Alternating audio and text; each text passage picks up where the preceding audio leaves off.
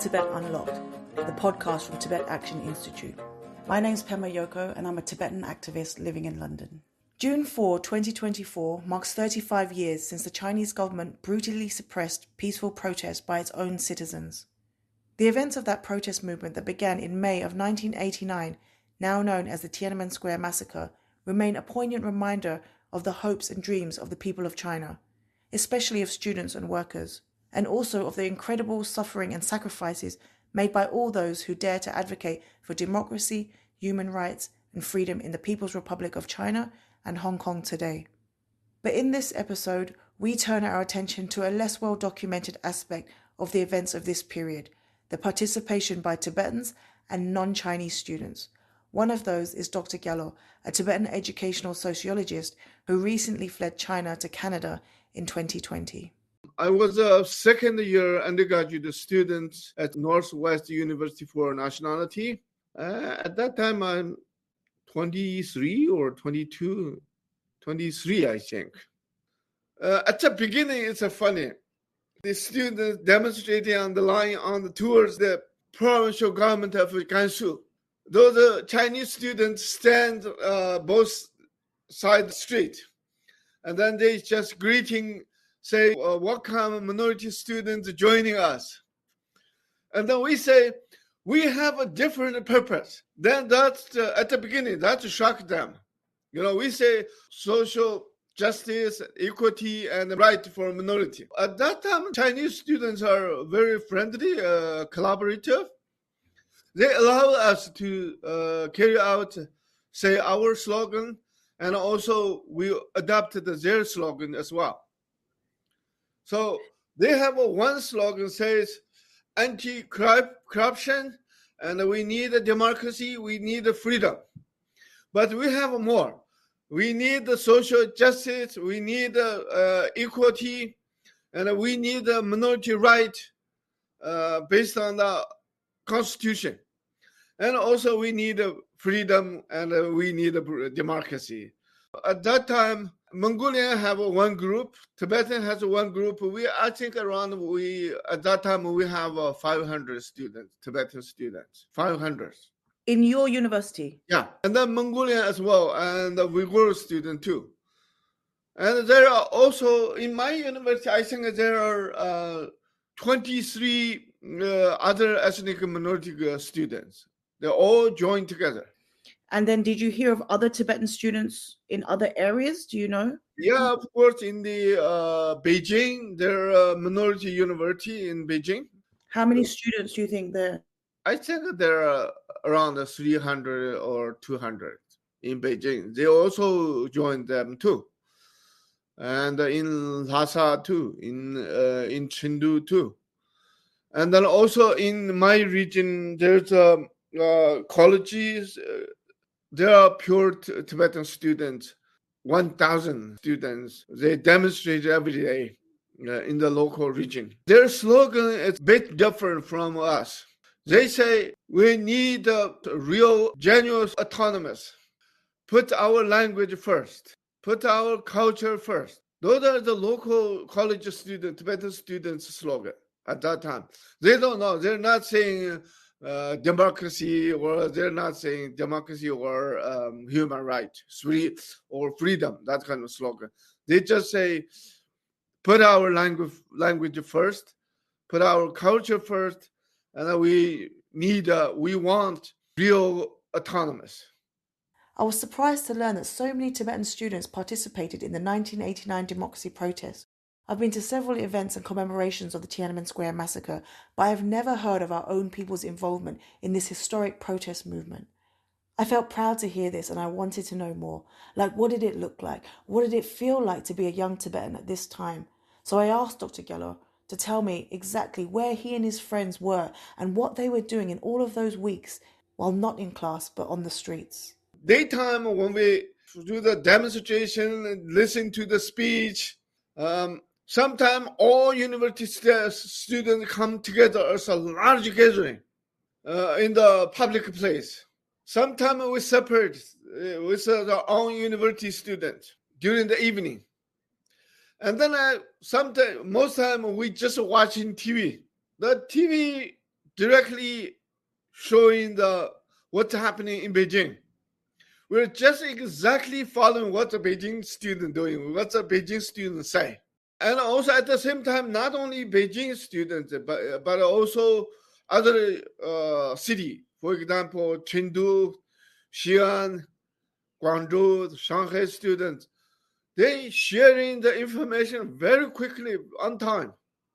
That's how the movement gets quickly got spread into that much level. From June 1st until June 4, my university in charge of to hold the train station. The Lanzhou is the entire China's northwest railway intersection. You were in charge of the hold that. No train, make sure no train gonna go back and forth.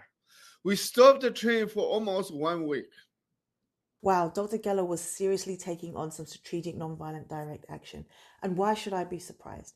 He's an intellect who doesn't just discuss and talk about theory of change, but he actively takes part in it through direct action. It's so excited. No matter who, the Chinese or Tibetan, Mongol, Uyghur students, we collaborate well at that time. For example, when we dividing the task for the location, where to hold it, where to carry out the movement, we collaborate very consistently.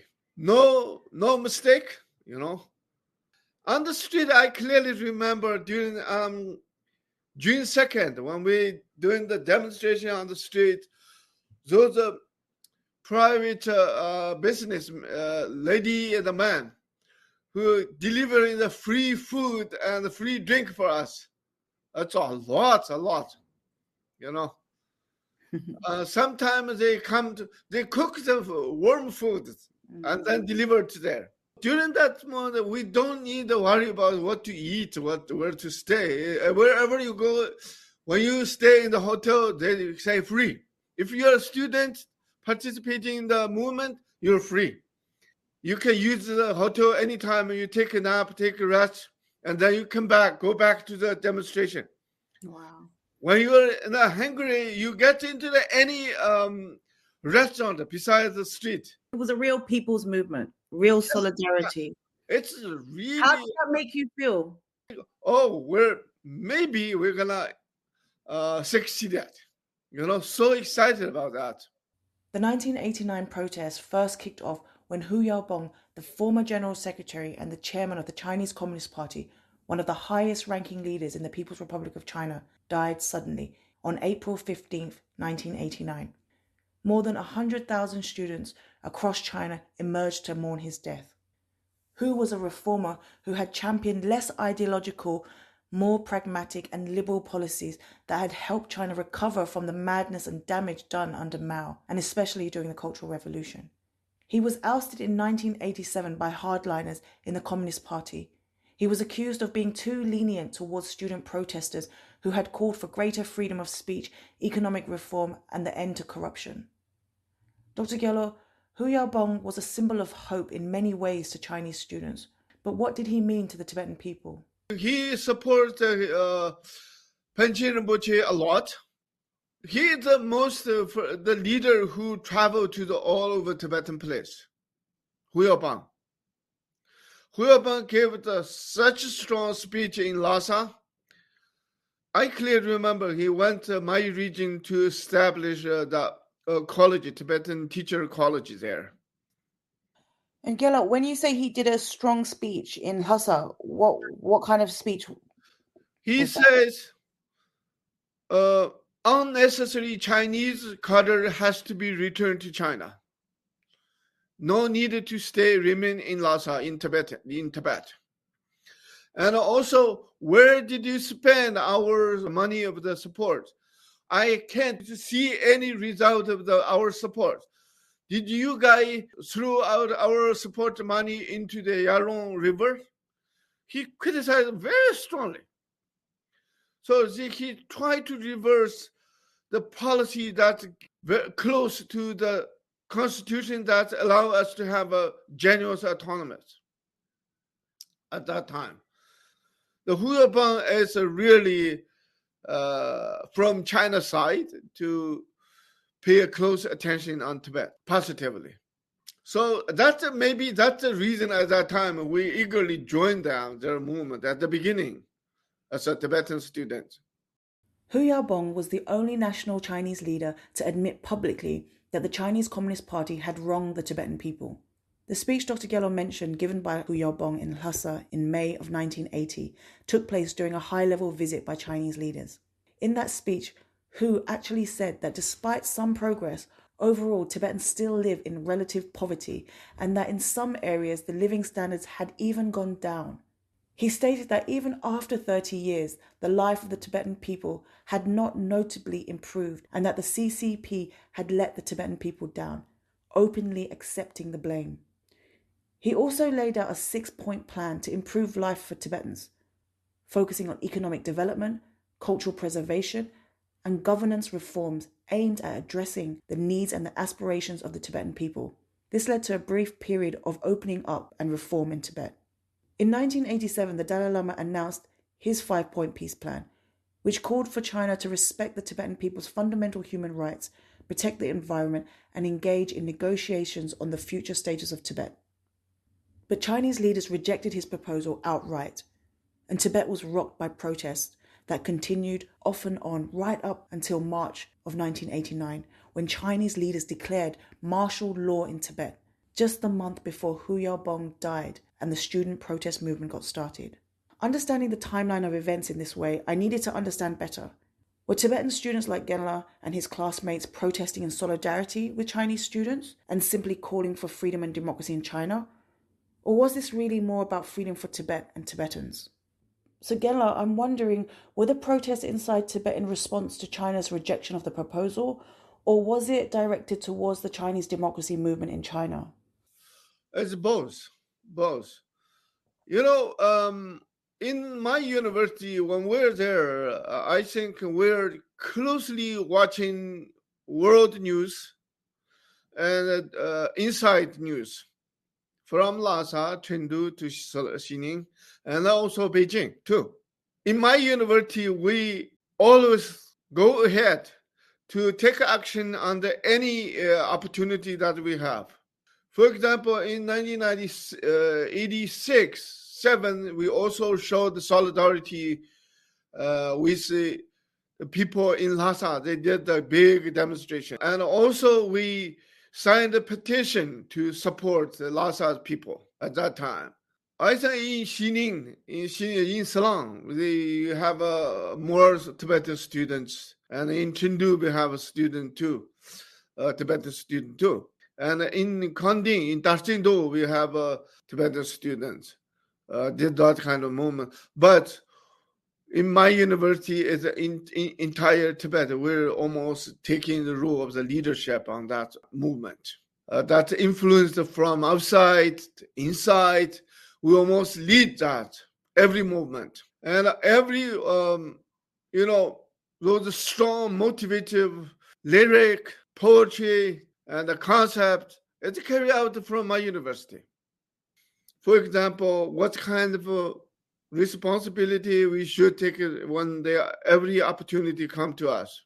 Dongzhubjia 1-year anniversary of his memorial ceremony, we had a ceremony in 1986.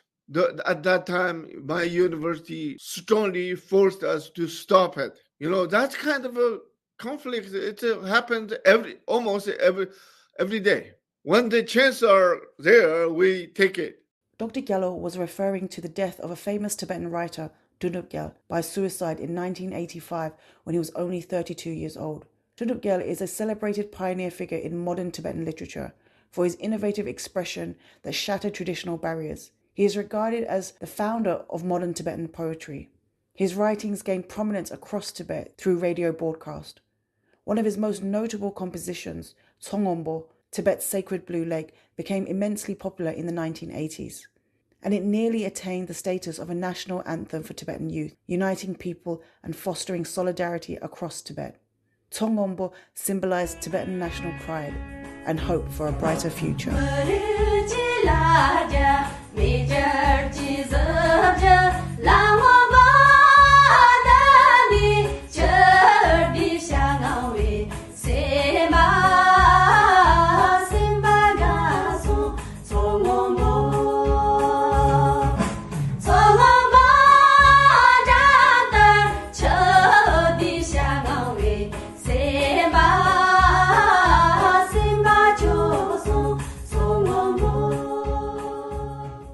Thinking of Dr. Geller's life in Tibet alongside giants like Untold really brought to life for me the feeling of possibility and opportunity for change that so many Tibetans must have felt at the time of the Tiananmen Square protests before the tanks rolled in. What a massive shift it would have been for all those who had just lived through the horrors of the Cultural Revolution, which only ended in 1976 with Mao's death. This was just a little over 10 years later, and suddenly everything must have seemed possible. No wonder people like Dr. Geller took the chance to risk it all. We realize that, this, if you put this in the entire historical context, the pursuing the demonstrating for freedom and democracy and human rights is much more important, because the realization from the open policy. The open policy is carried out right after the few years after the Cultural Revolution. The Cultural Revolution almost destroyed everything. So when they reopened, carry out the reopen policy, that people sees, the policy is so important, the politics is so important to pay attention. So the people feels like just get out of the jail, breathing the fresh air, having the free life. Then there's a other side notion come to us from the Chinese student. Said, this is not enough.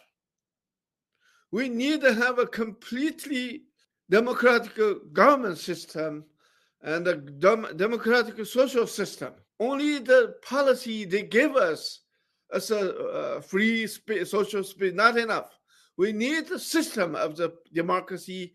They need a system of the human right. For that reason, we fully accept it. We fully be motivated. We see that's so important, not only for Chinese students, but more importantly for our minority students and the minority culture, and minority language, minority social status. So that's the reason we strongly and fully participate in their movement from beginning to the end. As the Tiananmen protest movement spread across China and even in Tibet, Chinese leaders found themselves embroiled in intense debates over how to respond. More liberal leaders advocated for trying to accommodate some of the protesters' demands, while hardliners advocated for forceful crackdown. Tragically, on June 3rd and 4th, it was clear the hardliners won the day, as tanks and heavily armed troops moved towards the Tiananmen Square, opening fire and crushing all those who dared to resist. More than 1,000 students, workers and civilians are estimated to have been killed, and thousands more were injured and detained or arrested in house-to-house searches. The school, university at that time, they say, we started to have a summer holiday. Then every student got back to home, their own home. And then this university asked us to come back in early September. At the beginning of the September, the Chinese officials, university officers, start to organize a campaign with us. It's a very strange. They say "qin cha qin li" means clearing the mind, clearing the investigation. Even the actual movement is over, but the Chinese government follow up their campaign as a revenge or retaliation with students. One by one, they check the students one by one. When we got into university in September, every class holds a meeting from the morning to the afternoon, late afternoon. They checked one by one. For example, they ask the question, who did you collaborate with? Where did you do the participate to the demonstration? Who are in front of you? Who are behind you? What the slogan did you say during the demonstration? How many people are there? Are there any people did you know? What did you say? And then why you participate that? Who motivates you? Told their name to us. Oh, it's a very detailed checking. Who was giving the key speech? Did you know his phone number? Did you know his subject, his class? Gilla, how were you feeling at that time when you were investigating? How were you feeling? Yeah. Where was your headspace at that time? It seems like you are in the classroom every day, but it's in jail. Entire class in jail. You have no right to go get into the washroom. You have to eat the lunch and dinner the time they inform you. You can't have a lunch if you're not finished the answering the question. It took 3 months. The lead by party secretary and they associated some other staff with party member. Intimidate us. Says, if you don't tell the truth, what you know, if you hide something, when we know that you hide something, we're going to put you in jail. Tell everything you see, everything details over the months. What you see, did you learn? What did you see? Who you know? Who are there? Who took what kind of a role in the movement? Did they torture you? No. In 1991, when I graduated from my undergraduate study, I passed MA entrance examination with a high score. But unfortunately, at that time, the university did not allow me to enroll this program as a punishment for participating Tiananmen movement for 1 year. When you heard that you weren't able to enter to enroll, what was your immediate reaction? I said, why? And then they say, because you participated in it. You have to experience a more difficult life to gain or to change your mind. It's a sort of a punishment.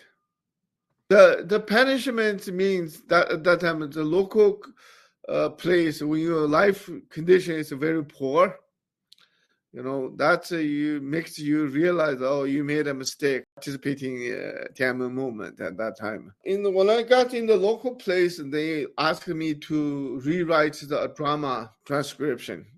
I wanted to do the different things, but they say, if you want a salary, do this.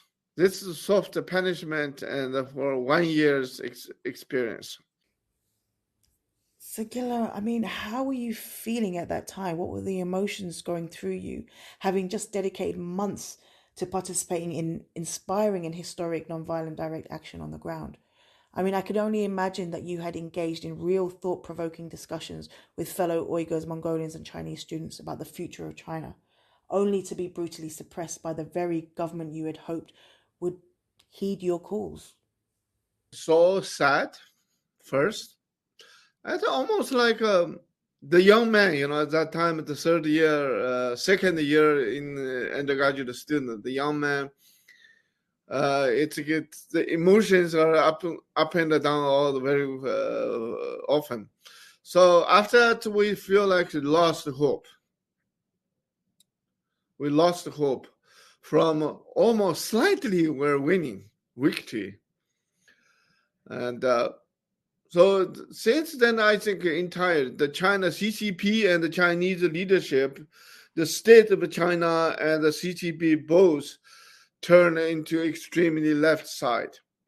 They completely shut down those right thinking. So that's where China turned the historical turn, I think. Since then, we have no those kind of free thinking, free speech. You can't say those things before the movement we did. For example, I almost memorized the whole statement of the Tiananmen movement. We that time called the Shang. They have a documentary film we watch, and also they have a transcription. I clearly remember my Chinese was well good at that time. I entirely memorized that. It's a book, a small book. I memorized that. Wherever I go, I give a speech. I just recite those things. Da, da, da, da, da, da. Each time, every Chinese, we join the Chinese students and the minority students together.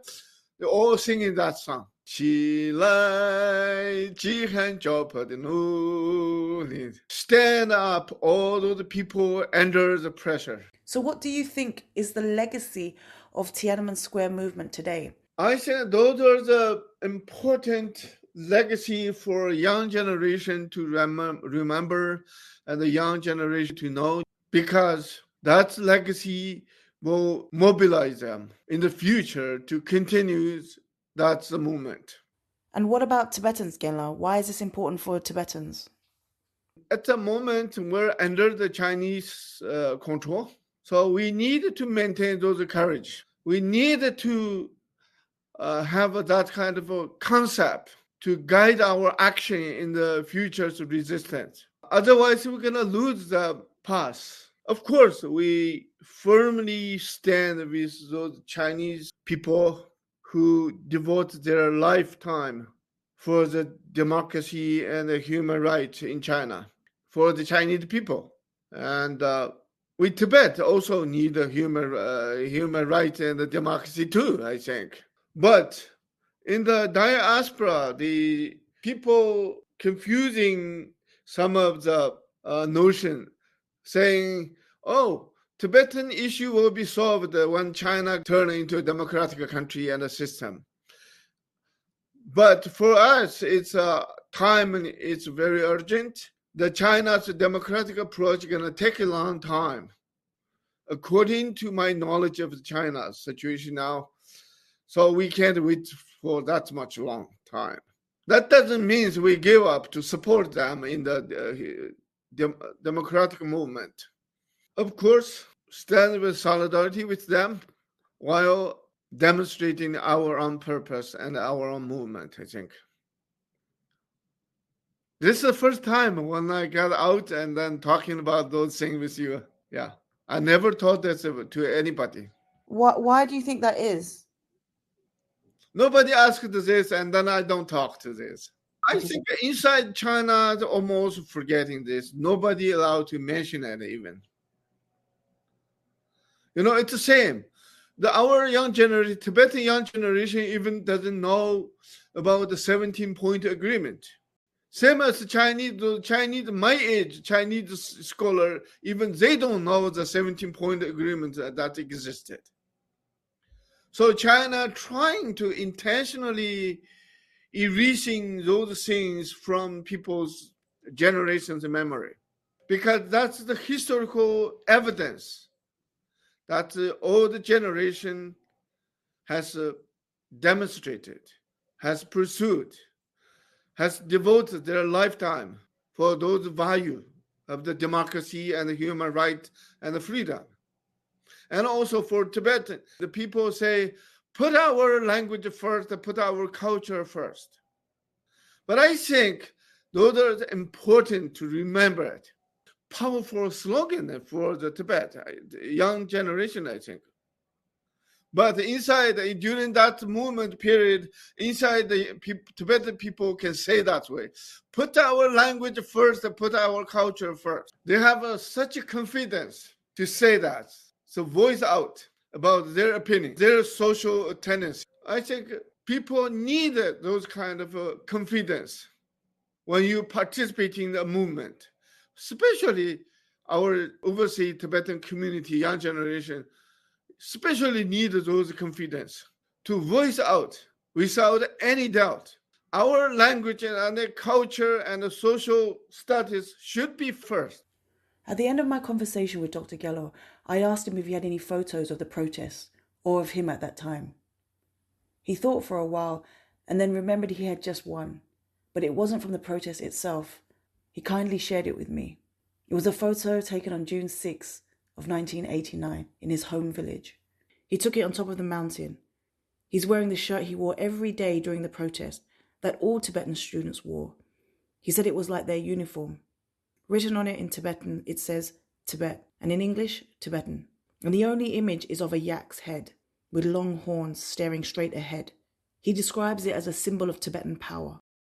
Looking at it, I saw a young man full of confidence and strength, willing to fight for his people and his future, to fight for Tibet. And that's exactly what he did and is doing, even after the crackdown in Tiananmen Square, even after he was punished for his involvement with that movement. Even now, though he was forced to leave nearly everything behind, his job, his family, his people, and his country, he's still fighting. He has such clarity of vision, of purpose. I feel like his story of 1989 and everything he's done since then is proof that the hardliners actually didn't win when they rolled those tanks into Tiananmen Square and crushed the movement for democracy. Yeah, they caused a lot of pain and suffering for sure, but they didn't succeed. They just postponed the inevitable in China and in Tibet.